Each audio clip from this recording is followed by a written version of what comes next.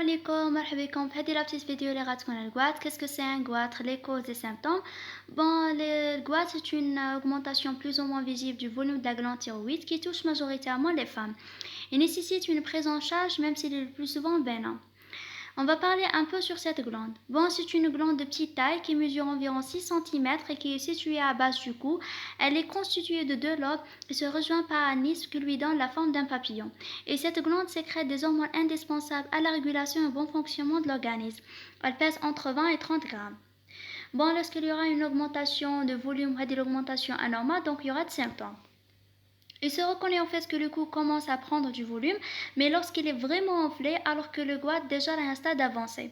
À cela s'ajoute que ce gonflement peut provoquer par compression des organes voisins une gêne respiratoire, difficulté à avaler ce qu'on appelle la dysphagie, même des troubles de voix.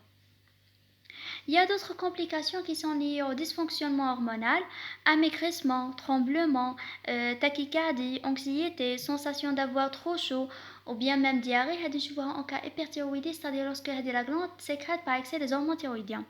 Dans le cas inverse hypothyroïdie, c'est-à-dire manque des hormones thyroïdiennes, qu'est-ce qu'on va trouver? Une prise de poids.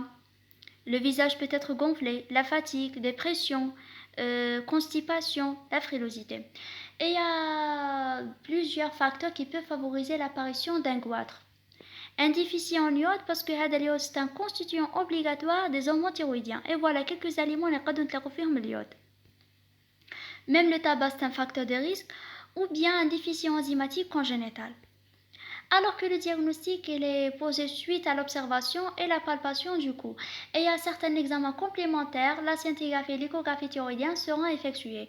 Même le dosage sanguin des hormones thyroïdiennes est réalisé au cours de ce bilan. Pour le traitement, il y a un traitement médicamenteux ou bien chirurgical, mais certains goitres simples ne nécessitent qu'une simple surveillance. Et voilà, on est arrivé jusqu'à la fin de la vidéo. Salam.